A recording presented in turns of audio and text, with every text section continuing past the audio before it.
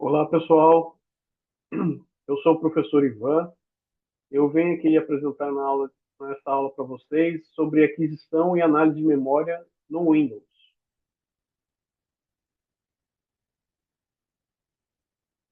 Então, aqui tem um mini currículo meu, certo? Eu sou professor na área de ciência da computação, engenharia e segurança da informação, sou gestor de segurança da informação, bacharel em computação científica, tecnólogo em redes, tem especialização em gestão de processos industriais e 3 MBAs aí, liderança digital, segurança da informação e estou fazendo ciência de dados e inteligência artificial. Abaixo aqui nós temos algumas badges, algumas certificações que eu conquistei ao longo da minha trajetória. A última é Security Plus, ok? E aqui tem o meu contato também do LinkedIn. Fique à vontade para conectar e me mandar dúvidas, qualquer coisa do gênero, ok? Então, a priori, nós vamos falar sobre aquisição de memória e análise de memória, tá? Na sequência, nós teremos 3 vídeos de práticas, né, para aquisição de memória e análise de memória. Trazendo para aquisição de memória, nós vamos falar sobre Live Acquisition, ok?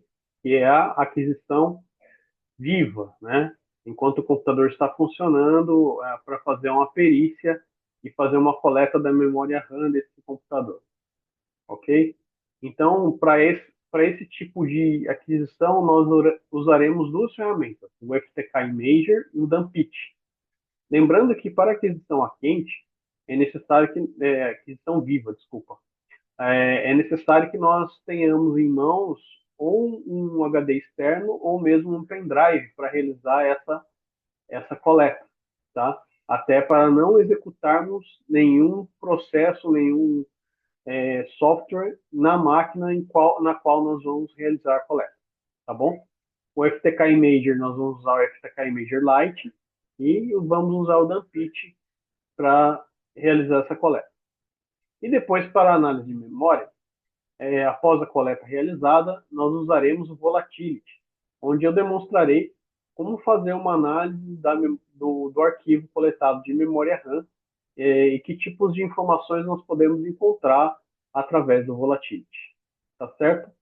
Então, tenho na sequência agora 3 vídeos, né? Um do FTK Imager, outro do Dumpit, outro do Volatility, onde nós aplicaremos na prática como iremos fazer isso. Tá ok? Me acompanhe aí nos próximos vídeos aí. Obrigado.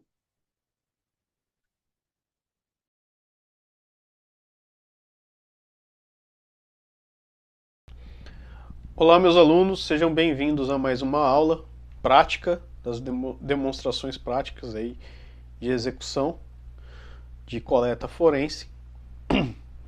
Então, dando continuidade aqui na aula, na aula anterior nós fizemos uma coleta, realizamos uma coleta de disco, né, através do FTK Imager. Agora, qual que é o processo que nós vamos fazer? Nós vamos capturar, fazer um dump de memória, né, uma coleta de memória volátil. Como que eu faço isso dentro do FTK Imager? Muito simples, muito tranquilo, certo? Você vai em File, clica aqui em Capture Memory. Aqui você vai colocar o destino, pontuar para onde você quer colocar, a pastinha main. Aqui, importante, tá, gente? Nunca altere a extensão aqui, esse main, devido ao mesmo problema que nós temos com relação às imagens, nós vamos ter com a memória, né, com o dump de memória. Portanto, mantenham a extensão, tá? Porque a hora que vocês forem pegar esse arquivo para tentar ler, vocês conseguem ler independente da ferramenta, seja num Autopsy, num Volatile, ou aqui mesmo dentro do FTK Imager, certo? Então aqui eu vou colocar aqui teste. Esse item aqui, ó, include page file. O que ele faz? Ele vai contar todas as paginações de memória. Então, Se você tem lá 4 GB de memória RAM, isso aqui você vai ter um arquivo de 8, tá? Aí você vai dobrar o tamanho da sua evidência. Às vezes não é necessário, tá? Então eu não vou clicar e capturar memória. Simples assim, ele já vai começar a coletar, certo?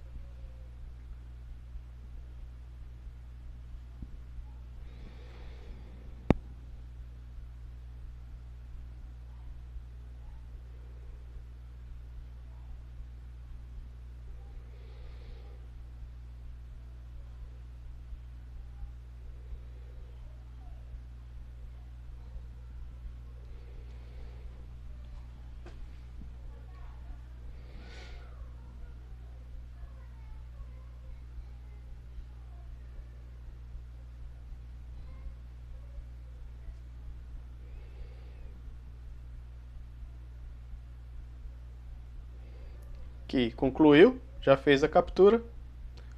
Podemos ir lá verificar nos nossos arquivos.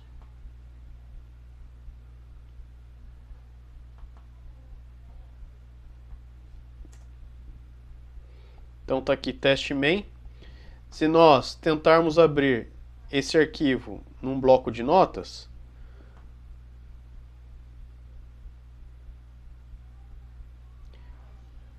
nós não vamos conseguir. Ele vai dizer que o arquivo é muito grande, não dá nem para abrir.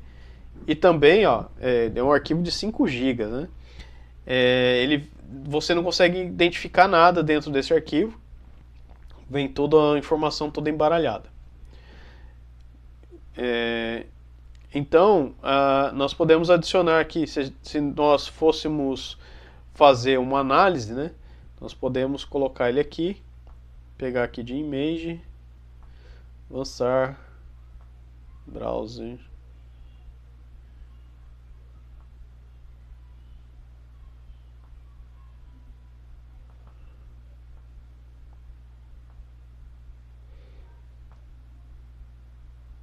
E aqui nós temos a nossa memória com o seu arquivo aqui para nós entendermos, né? E aqui a gente teria que fazer um desassembly desse arquivo para identificarmos as coisas que tem aqui dentro, certo? Tá tudo por aqui, todas as informações que nós precisamos, certo? Aí isso seria uma tarefa para o próximo módulo, o módulo 4, para onde nós vamos analisar essas evidências. Tá ok, gente? Espero que vocês tenham gostado e até a próxima aula. Um abraço!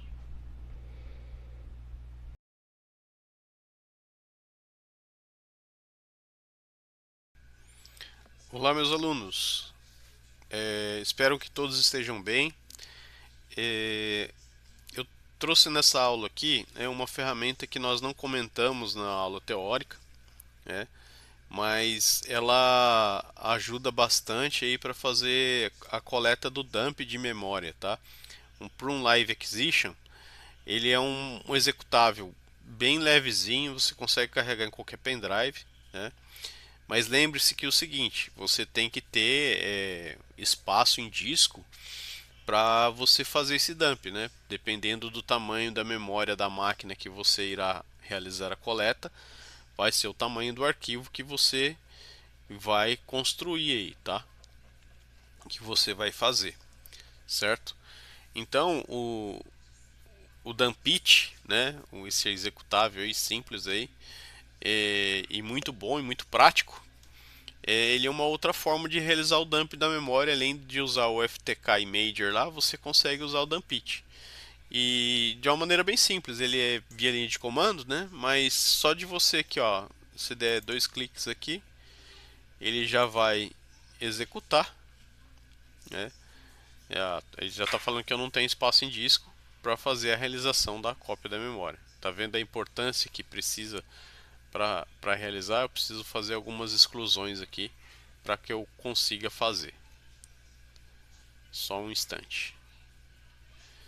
Vamos fechar, né? Deixa eu ver o tamanho do espaço que eu tenho aqui. Eu tenho espaço em disco.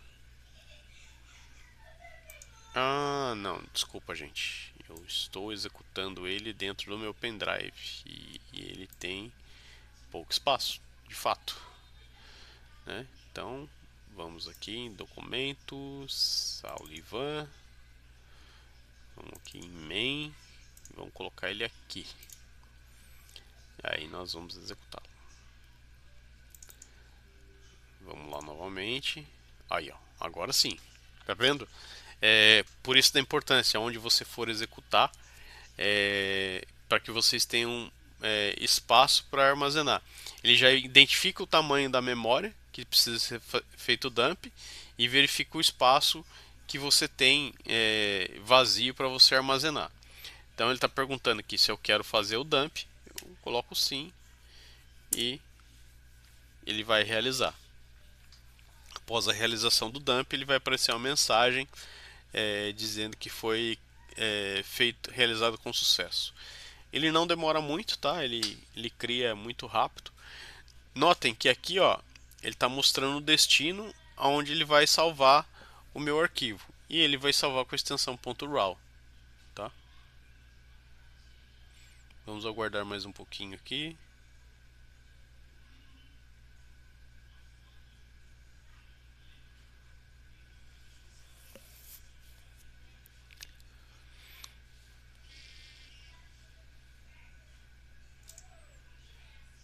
Ele já terminou, certo? Então tá aqui o arquivo de memória. Esse arquivo aqui que eu vou abrir seja no Autopsy ou no FTK Imager ou no Volatility. O Volatility também nós não vimos durante as nossas aulas teóricas, mas nas aulas práticas eu vou colocá-lo. Inclusive tem o desafio para vocês fazerem com o Volatility. Tá ok? Espero que vocês tenham gostado aí da dica e até a próxima aula.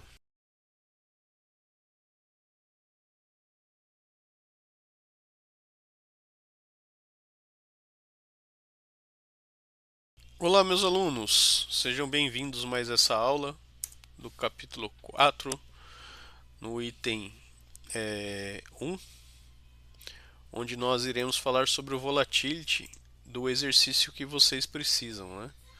Que vocês vão utilizar aí, né?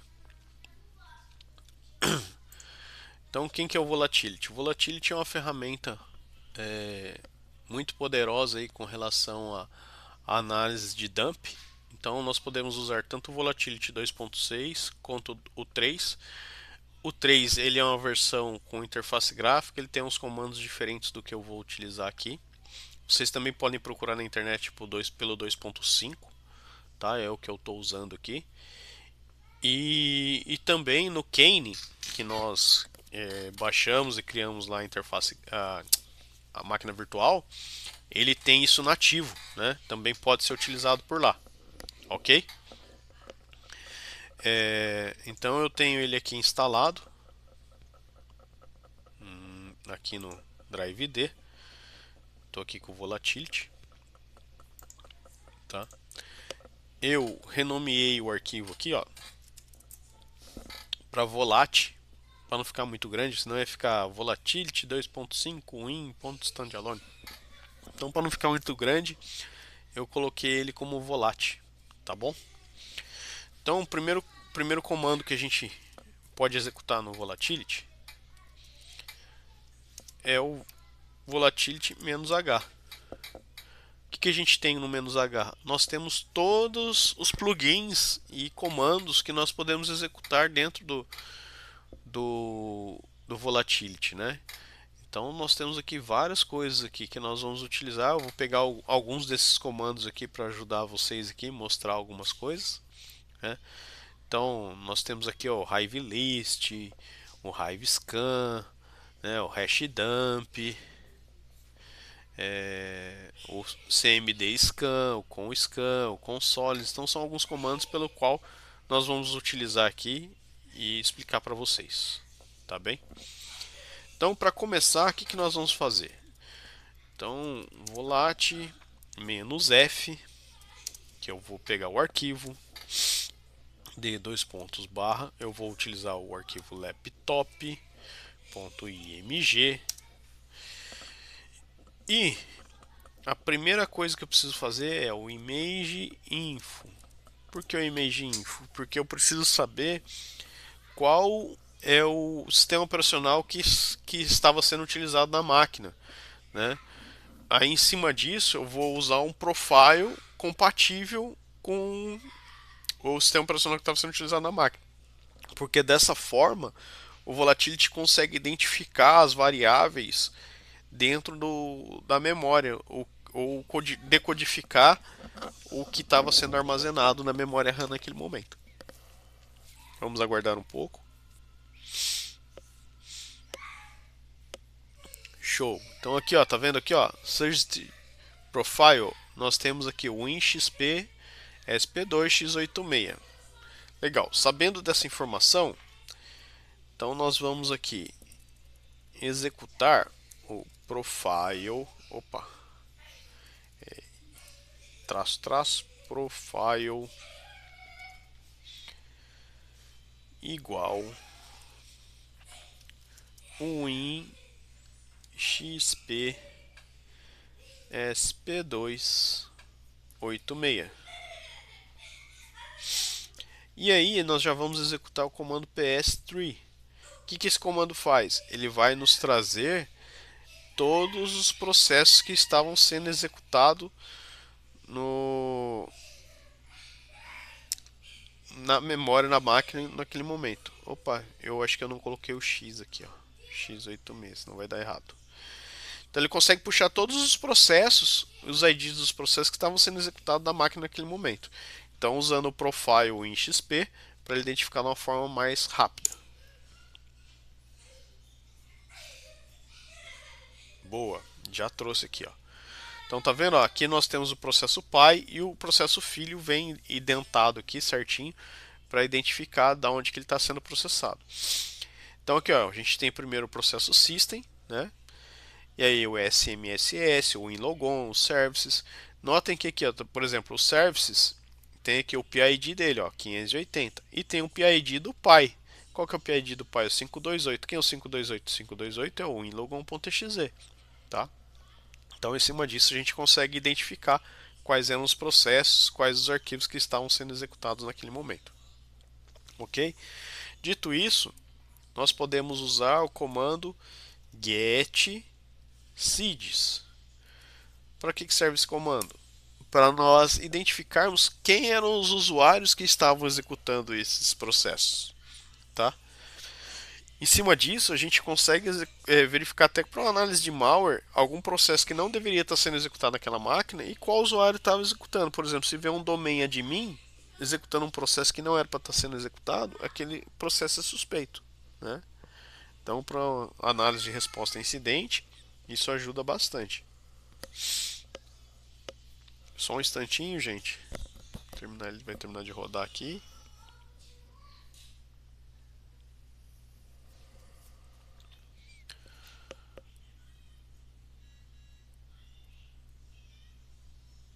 Show.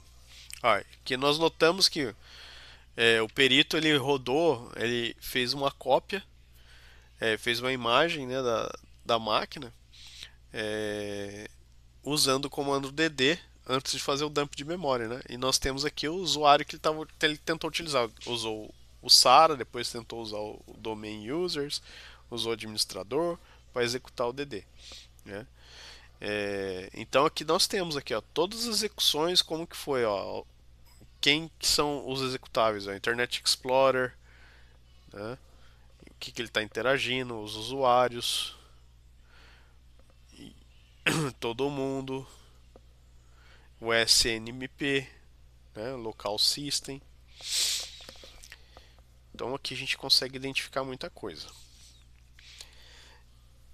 E aí nós temos um outro comando que é o DLL list.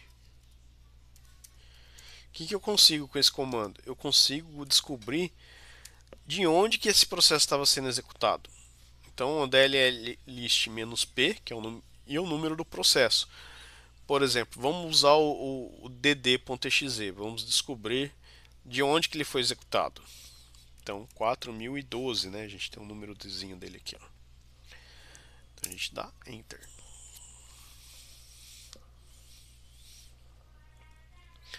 Então, olha lá o caminho que ele estava sendo executado, ó. D, dois pontos, dd, Unicode Release, dd.exe. Provavelmente, esse cara estava sendo executado de um pendrive, né? Ou de um HD externo, tá? Para fazer a cópia, certo? Então, por aqui a gente descobre muitas coisas. E os outros processos que estavam envolvidos no momento com ele, né? E quando a gente verifica isso, a gente consegue também identificar o que estava do lado da pasta, daquele arquivo que estava executando, quais eram os arquivos que tinham lá, que poderiam ser utilizados, que a gente pode analisar dentro do. Depois, numa próxima análise, da análise da imagem do disco, né?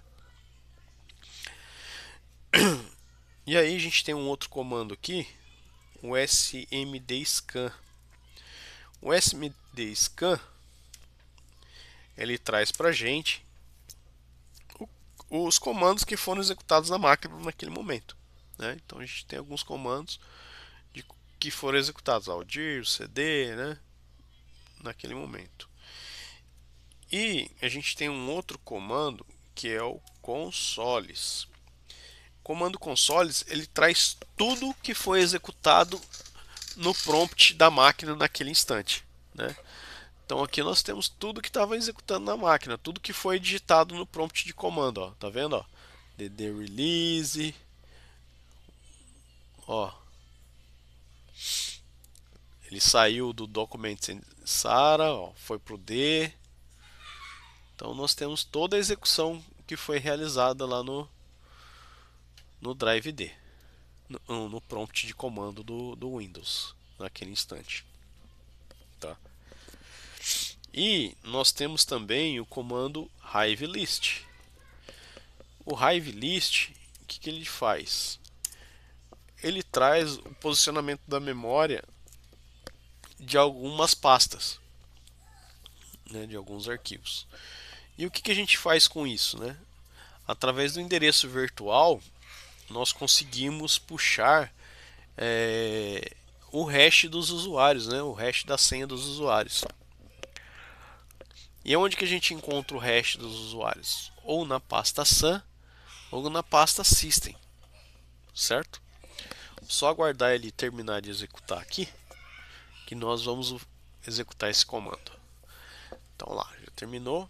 Então qual comando que eu vou utilizar aqui? Vou usar o comando hash dump, certo, pessoal? Aí dentro do hash dump eu vou fazer um "-y" e vou pegar o endereço virtual da pasta system, que é o 0xe 102, não, desculpa, é 103, né? 103 5b60 e o "-s" para o endereço da SAM, que é 0xe 198 6008, ok? E vamos dar Enter, vamos ver o que acontece.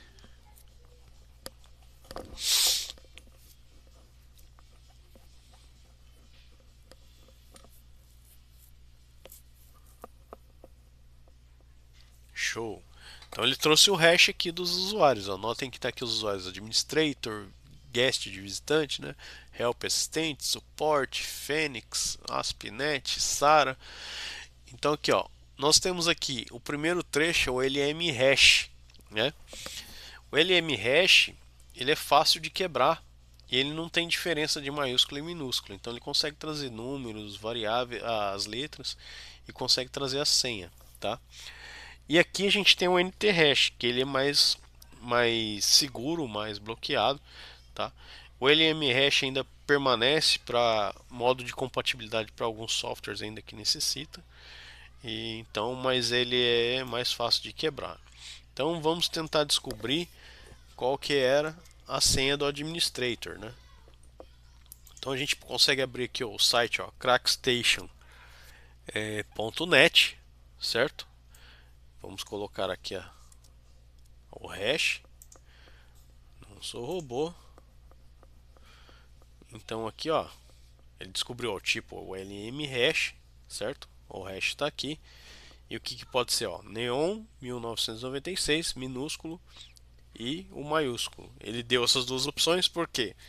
Porque é aquilo que eu falei, como ele não determina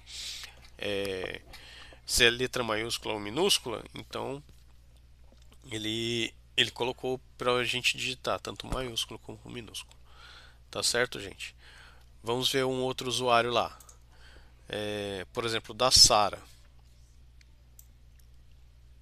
Vamos ver qual que é a senha do usuário da Sara.